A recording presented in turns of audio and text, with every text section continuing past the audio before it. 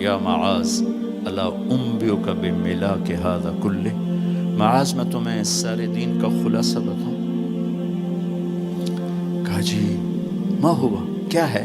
تو مجھے دیکھو سارے، آپ نے اسے زبان نکالی، یوں پکڑا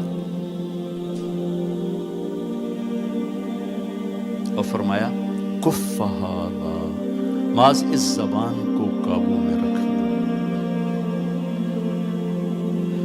90% انسانی اخلاق زبان سے جڑے ہوئے ہیں۔ گھروں کو، دلوں کو، رشتوں کو جوڑنے والی یہ زبان ہے، گھروں کو، رشتوں کو، قوموں کو توڑنے والی بھی یہ زبان ہے۔ ایک میٹھا بول دل خرید لیتا ہے اور ایک کڑوا بول سمندر کی کڑواہٹ سے بڑھ جاتا۔ میرے رب کی قسم، میٹھے بول کی مٹھاس پوری دنیا کے شہد کے ذخیروں سے زیادہ ہے، اور کڑوے بول کی کڑواہٹ 7 سمندر کی کڑواہٹ سے زیادہ ہے۔ اور میں یہ درد سے کہتا ہوں، نمازی ڈھونڈنے نکلو کروڑوں ملیں گے، روزے والے ڈھونڈو کروڑوں ملیں گے، حج والے ڈھونڈو کروڑوں ملیں گے، زکوٰۃ والے ڈھونڈو کروڑوں ملیں گے، علم والے ڈھونڈو کروڑوں ملیں گے، خانقاہوں والے ڈھونڈو کروڑوں ملیں گے، اخلاق والے ڈھونڈو، پھر جوتیاں چٹخا کے تھک ہار کے لوٹو گے، کوئی اخلاق والا ملے گا نہیں، جسے زبان پہ قابو ہو، جو غصے کو پی سکتا ہو، جو اگلے کی سہ جائے، جسے جھکنا آتا ہو، جسے معاف کرنا آتا ہو، جس میں سچائی ہو، جس میں سخاوت ہو، جس میں دیانتداری ہو۔ دنیا پھر لی، زندگی گزر گئی، قبر کنارے پہنچ گئے، ہر صفت کی امت میں شان دیکھی ہے، اخلاق کی کمی دیکھی ہے، بہت کمی دیکھی ہے۔ عرب و عجم فقیر ہیں، میرے نبی والے اخلاق کا چیپٹر کلوز ہو چکا ہے۔ یہ اسلام کا سب سے مشکل چیپٹر ہے۔ میرے نبی نے کہا سب سے وزنی، ان اثقل شیء یوضع فی المیزان حسن الاخلاق، سب سے وزنی چیز جو نامہ اعمال میں رکھی جائے گی وہ اخلاق۔ کیوں؟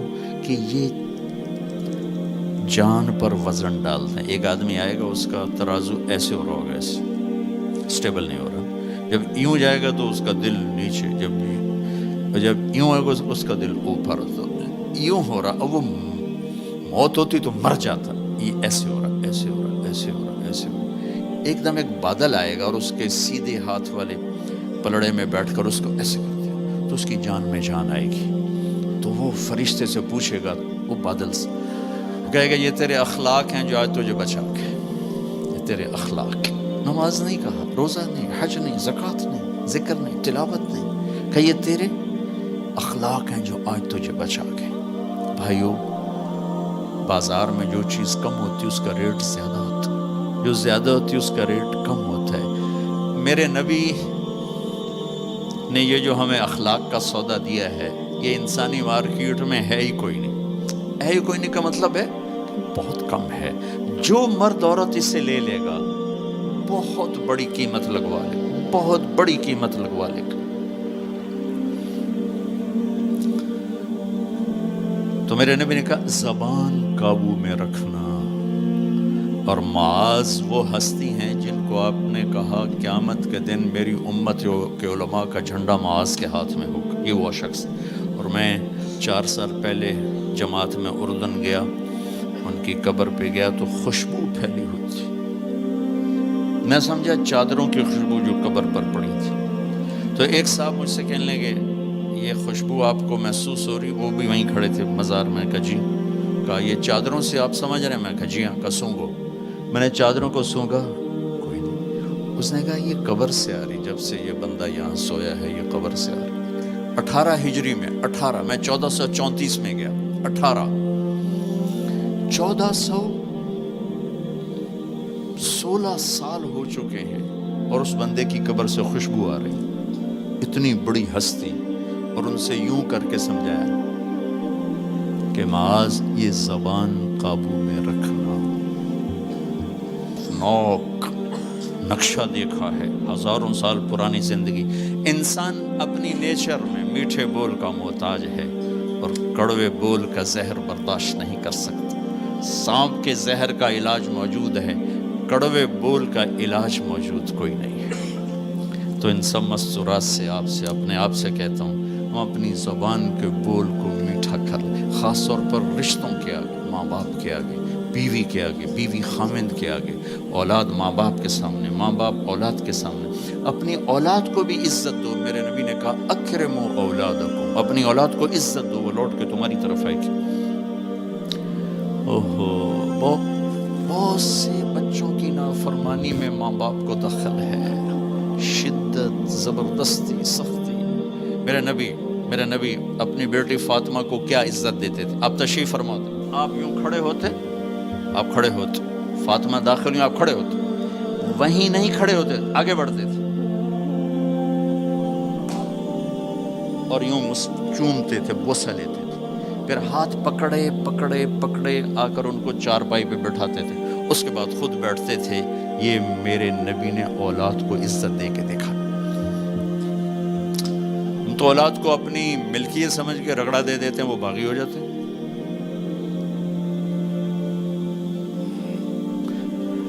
رشتوں میں زبان کا استعمال، تعلق میں زبان کا استعمال، یہ انسان کو اونچا اور نیچا کرنے والی بہت بڑی چیز ہے۔